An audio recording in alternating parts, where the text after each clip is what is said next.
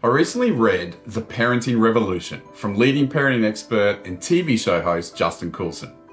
This is a summary of the core messages that I received. Overall, the book is a convincing justification on what Justin refers to as needs-supportive parenting. There was one thing that I was critical of, which I'll share about at the end, but overall it is a great read. It is super important stuff, and I found it pretty challenging at times because of some deeply ingrained parenting habits that I have. Needs-supportive parenting is broken down into 3 essential elements, to which Justin says are non-negotiable. Number 1, create a positive and healthy environment.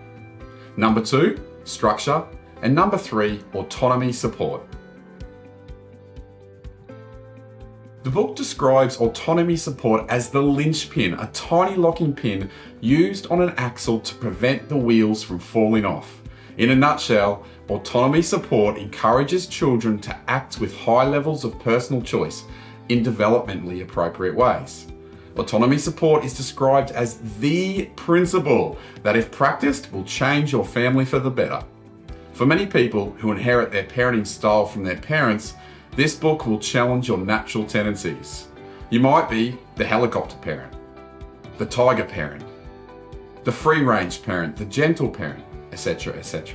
Each parenting style brings strengths and weaknesses, but falls short of the need-supportive parent.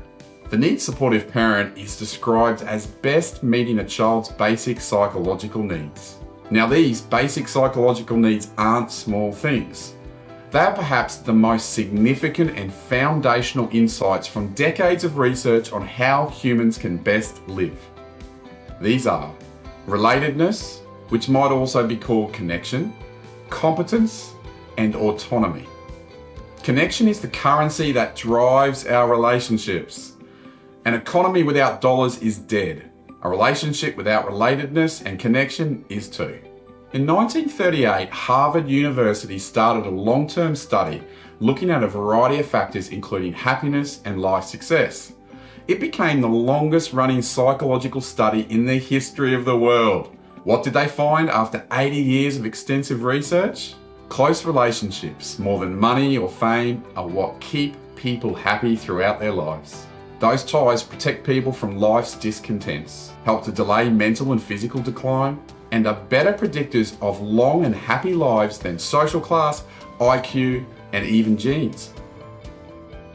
One story that is shared in the book that demonstrates relatedness is when one of Dr. Justin's daughters, aged 8, had a tantrum. He tries to talk to her, but the daughter shouts, "Leave me alone." From experience, he sees that the daughter has big feelings and in those moments needs space.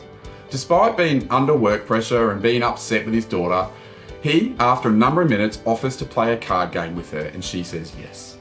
He spends 30 minutes or so playing a card game he doesn't enjoy and doesn't have time for. The result? The daughter felt connection and belonging, and her mood and the family environment was positive for the rest of the day. This story demonstrates how connection is experienced through warm, loving involvement and minimizes control and judgment. Competence.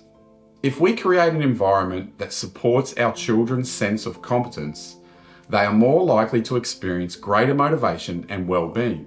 To create a competent, supportive environment, one needs scaffolding. In the same way as scaffolding supports the construction of a building, parents need to provide structures that support competence. It leads children to the sense that if I try this, I might just be able to figure it out. It may be that when learning piano, a child starts with one hand and then adds another. Parents must be aware of the fine line between too easy, which leads to boredom, and too hard, which leads to frustration and quitting. For many children, school, regrettably, feeds feelings of incompetence. Children with additional needs, ADHD, autism, etc., require specifically targeted support for competence. Autonomy. For most adults, if they have someone in their life who always tells them what to do, we hate it. Well, this is the life for most of our children. Dr. Justin says, when a child becomes defiant, they're struggling to regulate their emotions and need us to step into a higher quality parenting response where we see the world through their eyes, understand their challenges, and work together on solutions that are suitable for both of us.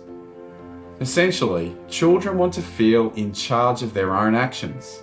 Their motivation is best driven by an intrinsic desire to do the activity. In a nutshell, being involved gives a sense of relatedness. Providing structure gives a sense of competence. Supporting growth through safe, healthy decisions gives a sense of autonomy. Parents do this by 1. Encouraging choice and initiative by guiding children through problem solving and limit setting. 2. Providing a clear rationale and explanation for behavioural requests. 3. Recognising the feelings and perspectives of the child. An example might be when a child says, "I hate school, I don't want to go." An autonomy supportive parent might sit with the child and say, "Let's explore. Can you tell me more?" And then they actively listen. They might explore the difficulties, explore some of the reasons why school actually does matter, and then ask, "Where to from here? How can we problem solve this together?" Justin Coulson makes the point that involvement creates more functional children. Authors and experts Greenspan and Brazelton describe the need for ongoing nurturing relationships as the first and primary need of our children. This can be distilled down to involvement, as long as involvement is focused on the needs of the child. Involvement depends on how we do it. Involvement is showing love, warmth, and affection. It comes from a Latin word meaning envelop, surround, or literally roll into. We get it wrong, the author states, when involvement is targeted towards other ends rather than involvement as an end itself. I felt this recently when I was with my daughter. I was planning an epic date with my eldest daughter, and I really wanted to do something exciting, and I asked her, what do you want to do? Her reply, "I don't care as long as I get to spend time with you." And, I can forget that our date nights are not about doing, they're just about being. Involvement, as the author says. Justin Coulson uses the example of a dad who corrects his son a lot and bosses his boy around out of love and high expectations. The result was that his son felt unseen, unheard, and devalued, and the involvement had actually created a wedge in their relationship. The key thing about involvement is that the child is invited into conversations and into problem solving. These might be everyday things or they could be big things. Involved parenting is different to authoritative parenting, and certainly a lot different to school. When the parent makes space to listen and to allow the child to contribute, then the child will feel connected, empowered, and have a sense of volition. This is effective involvement, and it supplies the basic psychological needs. Misbehaviour. Regarding misbehaving children, Justin Coulson challenges the notion that they're just doing it for attention. He says, if your child is seeking a connection, give it to them. The reframe? It is not that you are dealing with a challenging child, but that you're helping your child with a challenge. This whole section on involvement and misbehaviour could be simplified into love to a child is spelt T-I-M-E. The book includes a collection of helpful topics that form a bit of a toolbox for parenting in the need-supportive parenting style. Justin shares about how you can make mornings magic. Simple tips like talking together at a set time about how mornings could work better. Not addressing running late for school at the time because emotions are high, meaning intelligence is low. Have the kids create a checklist for their mornings. Offer to help the kids rather than instruct them. One creative idea he shares is to make a menu like that of a hotel breakfast menu and have the kids fill it out the night before. He covers school refusal, homework, reading, and how do I manage screens and kids. This is probably the only topic where I'm actually critical of this book. Like all other topics, the author touches on research and gives examples to support a need-supportive approach.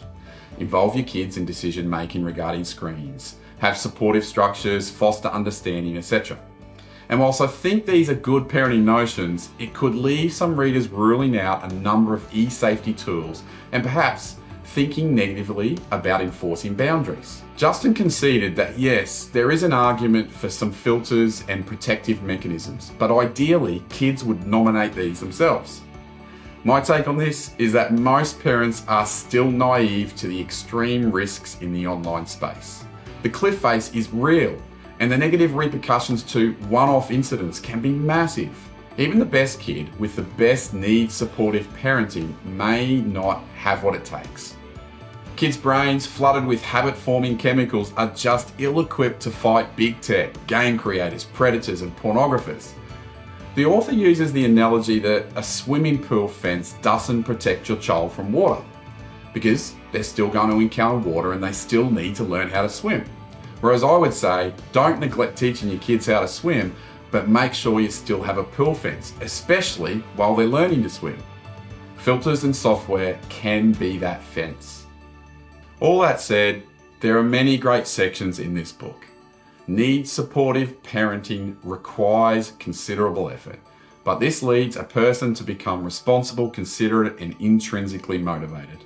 Best of all, children grow to trust us, come to us for guidance, and love to be with us. You know what? At the very least, this book will challenge every parent to consider some new parenting techniques. At best, it could, as the title suggests, bring about a total parenting revolution. These were the core messages that I gathered from the Parenting Revolution. I highly recommend it. If you would like a short PDF summary of this video, just click the link below and we'd be happy to email it to you. If you subscribe to the free Real Talk for Parents weekly emails, then the PDF will come to your inbox. If you like this video, please share it. Happy parenting.